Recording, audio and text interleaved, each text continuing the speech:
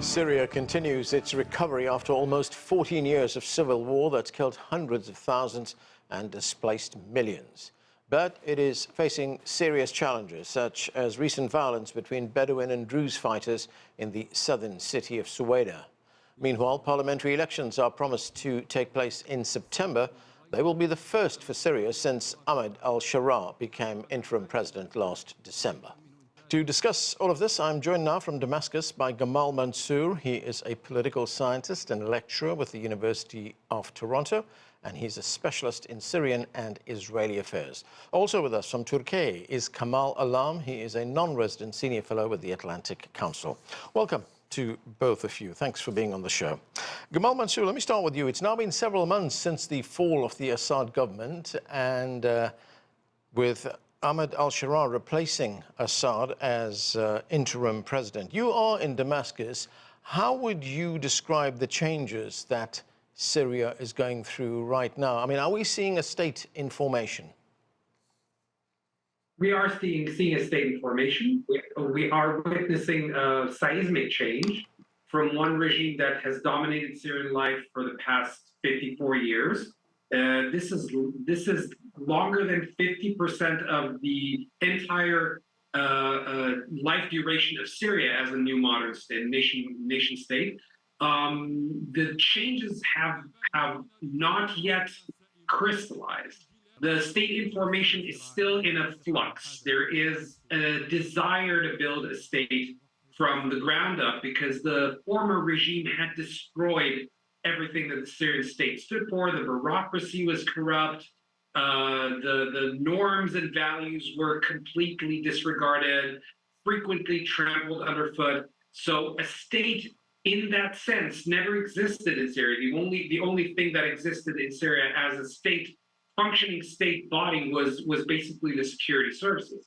Building a state from the ground up based on this kind of lacking of a state structure, in the sense that we know in the modern world, is a tough enough proposition, let alone the destruction that the regime has left by launching its war against society, by launching its war against civil, civic centers, major urban and suburban centers, population swaths. So it still is in its pre-formational kind of struggle to find a way of building state institutions from the ground up. Kamal Alam, of course, for a state to be built, there would have to be stability, and that's where we see the major challenge right now. We've just seen these major clashes, as I mentioned recently, between Bedouin fighters and the Druze minority group that took place in Syria's Suwayda province. This is what the interim president, Ahmed al-Sharaa, said about that. Let's listen. The Syrian state is committed to protecting all minorities and sects in the country, and it will hold all violators accountable, regardless of affiliation, and no one will be spared from accountability. So, Kamal Alam, hundreds of Alawites were also killed in those clashes, and Syria is a very diverse country. So how big a challenge is it going to be to unite the country? Yes, I think as your previous guest just said, with the state more or less completely destroyed and defunct in the last 15 years of war, and extreme divisions, and that security apparatus that hung over the state for more than 5 decades has meant that, unlike normal states, to rebuild, this is a very tough order in a very difficult region within many proxy wars and regional wars, and there's a lot of regional interference. And I think that will make it very difficult. And the allegations, of course, are that for the minorities, so far, the president's words have not been backed up with action to support the massacres, whether in the northeast or the south. And unfortunately for the state and the president, he will be judged by that. Having said that, there is no army, there is no proper police or security services because it has to be built up. So in a challenge where you're building from ground zero, year zero, with almost 70% of the country in rubble and extreme sectarian warfare that has existed regionally, it's not just a Syrian problem. So for Syria to rebuild in an international regional intelligence and proxy war, it's a very tall order. The good thing is he has the support of the US for the time being. The sanctions are off. So, and that's a sign of goodwill from some countries that they're prepared to give this government time. But I think the time will run out very soon, given other things happening. You've got the Israeli factor from the south, you've got the Lebanese factor, Iraq, Turkey, all those neighboring countries have their own agendas. Gamal Mansour, Kamal just mentioned the Israeli factor. Israel has attacked Syrian forces in Suwayda, in that province, and it has also bombed the Syrian Ministry of Defense that took place in Damascus. To what extent is Israel undermining the sovereignty of Syria and at the same time destabilizing the country? Okay, so let me just piggyback off what Kamal was saying. Thank you for the information that you provided, Kamal. I'm thinking this is a rare moment in the regional order where, yes, Iraq is there, but Iraq is not capable of interfering in Syrian affairs. Lebanon has been almost completely neutralized because of the rupture of the Iranian land line passing through Iraq and Syria to Hezbollah. Hezbollah has been decimated in terms of its capacity and power. It still is there, it's a local force, but it's no longer a regional player, especially when it comes to Syria. The regional order as well. We have Turkey to the north, we have the Saudi Arabian factor stabilizing matters in Syria, supporting the Syrian government. The only outlier is Israel. Israel has attacked, as you said, the Ministry of Defense. I was almost 2 kilometers away, and it was a huge shock to the system. What Israel, I think, what we need to understand is Israel is not overly invested in Syria in that sense. All it wants to do is to utilize whatever tools to leverage its hegemony and increase it, whether in Syria, whether in Lebanon, whether elsewhere around the region. It wants to be seen as, quote unquote, the top dog in that sense. And it will use whatever opportunities it can find or create in order for it to make its presence felt, to stamp the events with its own imprint, and to get its stated objective, the current government's stated objectives, known and followed.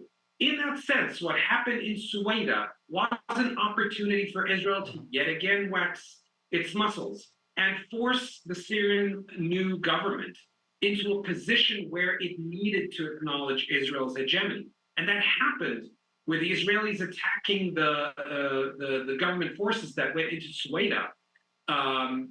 They had to evacuate, and they had to renegotiate a re-entrance through American, through Saudi interference with the Israelis to allow them to try and regain control, again failing after a while. So the Israelis are not invested in Syria in that sense, in any kind of committed, real strategic objective. Their objective is basically to flex their muscles, make their presence known, Right. and exercise their hegemony. And Syria is a great opportunity for that to happen, and then leverage this hegemony in order to make territorial gains stick. So if you remember, Israel did attack Syrian territory and add new acquisitions after the Golan Heights Right. that they took over in 1967, and was supposed to negotiate Syria to return in some kind of peace agreement. And now they've attacked Syrian territory, added these new acquisitions, and are trying to force the Syrians' hand in order to have peace without returning 1 inch of territory until later negotiations in the future, if Israel is inclined to do that in the future. Right. So that's the kind of investment I think Israel is interested in, and we would be remiss if we didn't understand that. Right. And Kamal, looking at the situation domestically in Syria, and we see the tensions between different groups, I mean, how great is the risk that we could see a resurgence of civil conflict? I think the risk is there, but after 15 years of extreme war, I think everyone's exhausted. And one must say that in the beginning, when this new government came in, there were a lot of fears that there'll be revenge attacks, but there weren't. And many former regime people are still living comfortably in Damascus. There have been amnesties given to many businessmen as well who made millions, hundreds of millions of dollars with the previous regime. So I think the government has tried its best. Yet, as I say, there are foreign agendas. Israel is at the top of that, but there are other countries as well that cannot be discounted, in my opinion, in terms of the interference that can expedite what's happening within the local dynamics. And of course, with those massacres taking place in the northeast and the south, the church bombing, it's not a secret that people are worried from the minorities. The government yet, unfortunately for them, do not have the physical capability to police the state yet. So they don't have the monopoly in violence. Just like Russia and Iran did not have the best interests of the Syrian people at heart, I must say that even with the best of intentions, whether it's Arab allies or non-Arab allies, everyone has their own agenda. We've seen Gulf countries battle against each other in Sudan, in Somalia and Libya. It's not happening here. At the moment, I think there is cohesion for the first time in decades. Everyone wants to put Syria back together.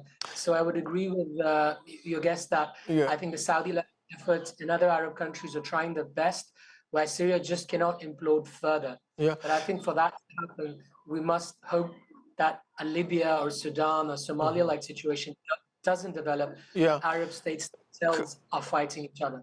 Kamal, one other challenge, millions of Syrians were forced to flee because of the violence, because of the civil war. I mean, there are 2 million in Turkey right now, and there's 7 million Syrians who are displaced internally.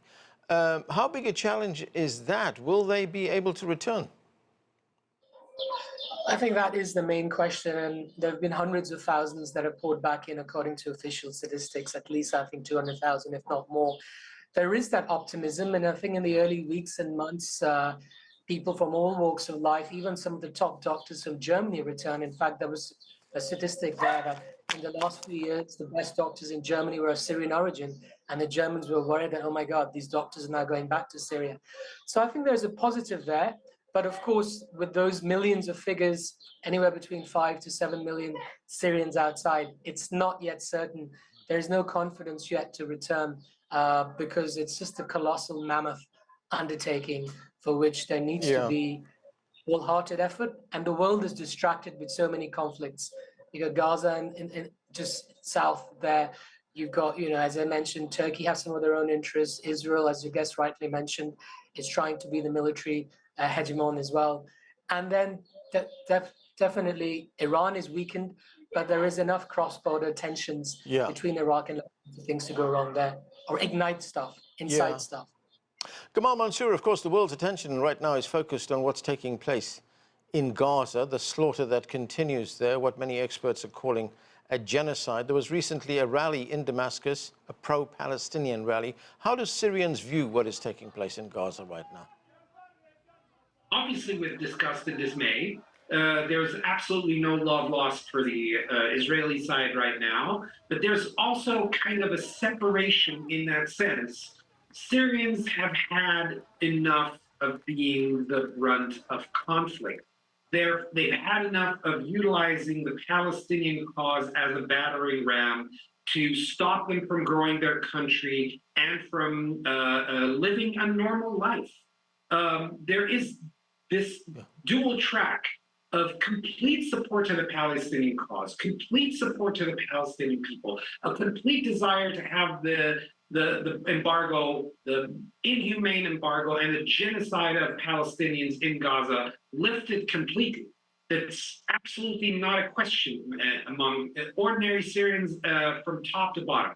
However, at the same time, there is an understanding of the limitation of what Syrians can actively do in order to support their Palestinian brethren.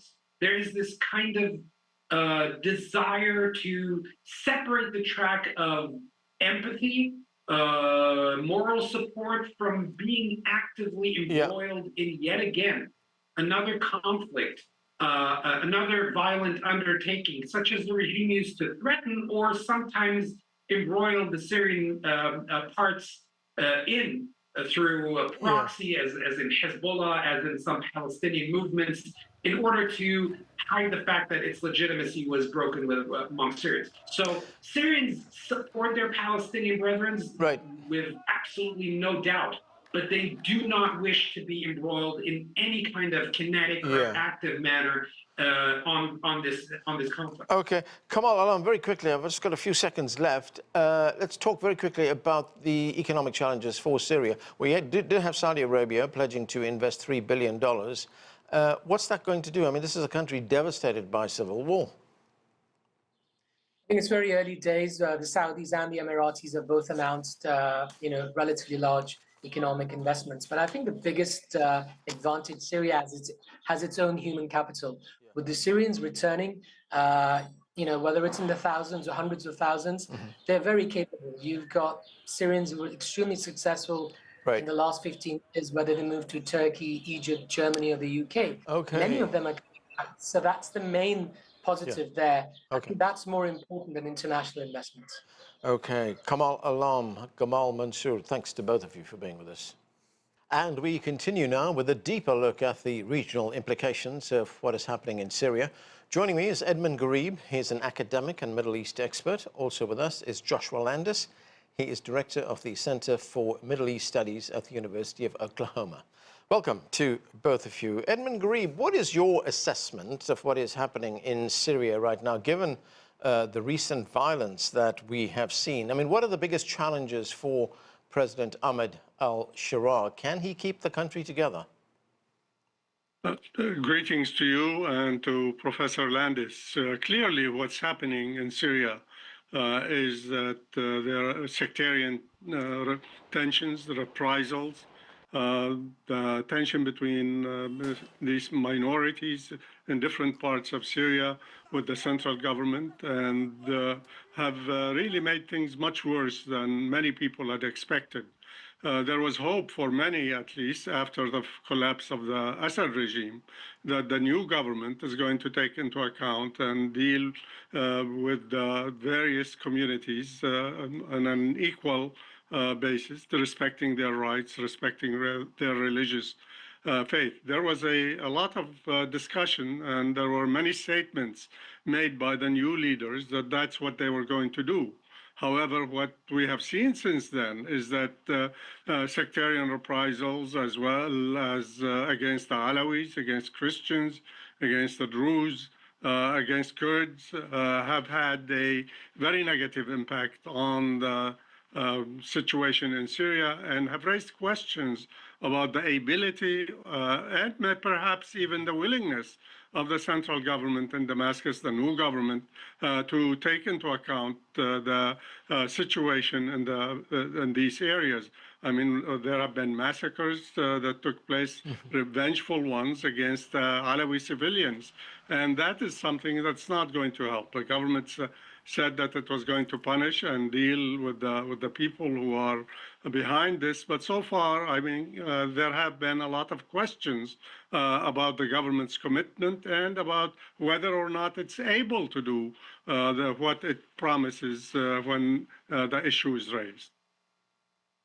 Joshua Landis, of course, Syria faces enormous problems domestically, internally, but there are also external factors at play. As our previous guests told us, there is what they call the Israeli factor as well. Israel attacked Syria and also attacked the Ministry of Defense in Damascus. Now, Israel claims that it's doing this because it wants to protect the Druze minority, which is in Suwayda, close to the border with Israel. But the Syrian president has accused Israel of trying to destabilize his country and stoke internal division. What do you believe are Israel's goals?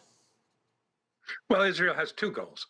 One, as you say, is to defend the Druze community. And we have to remember that there are about 150,000 Druze in Israel. They have been lobbying like mad with Netanyahu. They serve in the military, very loyal Israelis, and have said, please protect our Druze kin who are just across the border there in the Jebel Druze. Secondly, Israel does not trust Ahmed al-Sharaa. Israel has a very dramatically different view of him than does the United States. And they have said from the day he took power, he's a jihadist. He used to run al-Qaeda. We don't trust him. We don't want him to move any troops south of Damascus's border. They want to keep, the Israelis want to keep Syria divided and weak. And the Druze situation is a pretext, or is a handy way for them to keep Syria weak and divided. And by bombing the Ministry of Defense, by defending the Druze, by telling Sharaa he cannot move his men south of Damascus, that's exactly what they're doing. And he's playing into their hands because he hasn't carried out this dialogue with the minorities. Instead, he's tried to crush them. Yeah. Joshua, if, as you say, the Israelis do not trust Ahmed al-Sharaa, they still see him as a jihadist, what's the alternative? Well, the alternative is for him to win over the trust of the minorities rather than to crush them. This is the dilemma that he faces. He sees the minority, Sharaa, the new president, as a jihadist, as a Salafi Muslim. He sees the minorities really as an appendage of the West, an appendage of foreign powers, as a fifth column in the United States. And he's prepared to deal with them very harshly, as he did in the Jebel Druze, and he did previously in the Alawite Mountains. And the only way to do this is to find some new social contract that will draw the minorities in. Edmund Ghareeb, what is your view on this Israeli interference in Syria? Is it, as Joshua points out, the goal to keep Damascus weak and prevent President Ahmed al-Sharaa from consolidating power? Clearly, that's one of the objectives of Israel. Israel is saying that the reason why they bombed the defense ministry and threatened and actually launched attacks in other areas in the southern part of Syria was to protect the Druze. The Druze community, some of them in Israel, participate in various activities. They serve in the military, they serve in the parliament, but there are also in Israel, as well as in the Golan Heights, as well as in the Suwayda area, where the majority of the Druze of Syria live.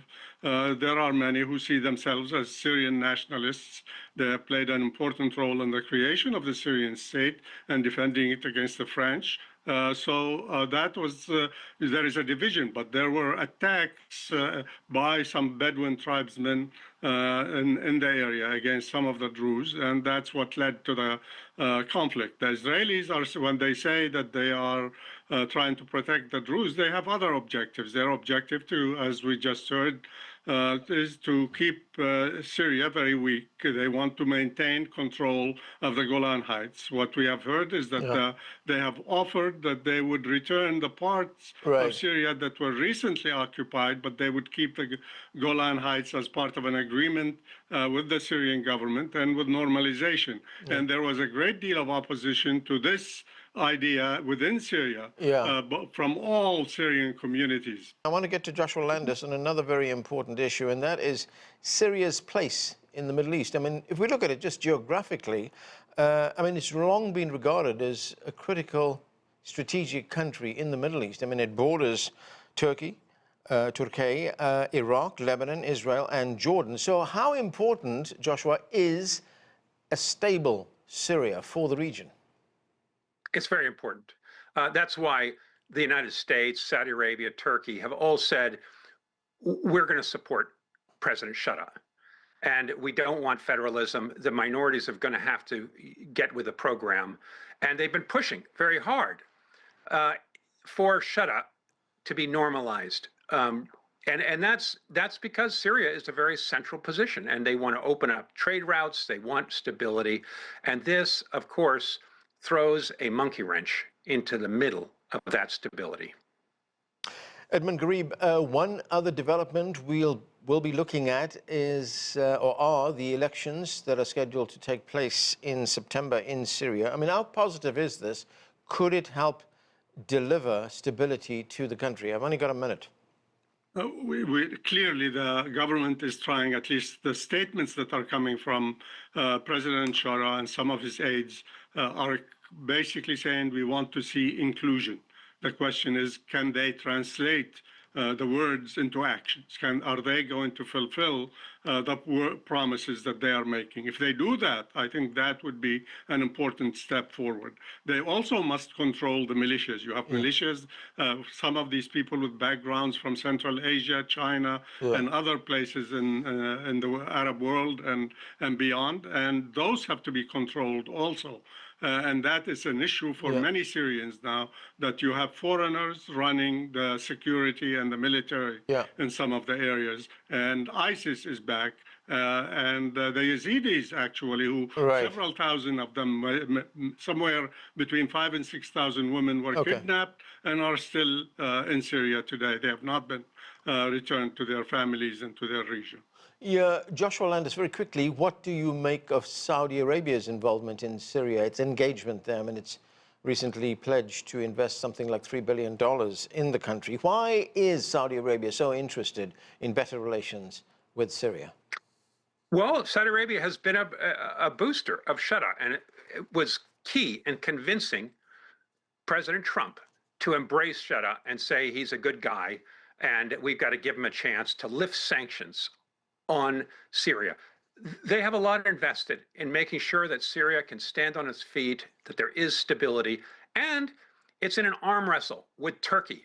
It doesn't want Turkey to be the only dominant power in Syria. So there is a competition. It's for Sharaa, it's a very good competition because he can exploit this interest in stability in Syria in order to attract money, as he just did from Saudi Arabia, and help from Turkey, which he's counting on.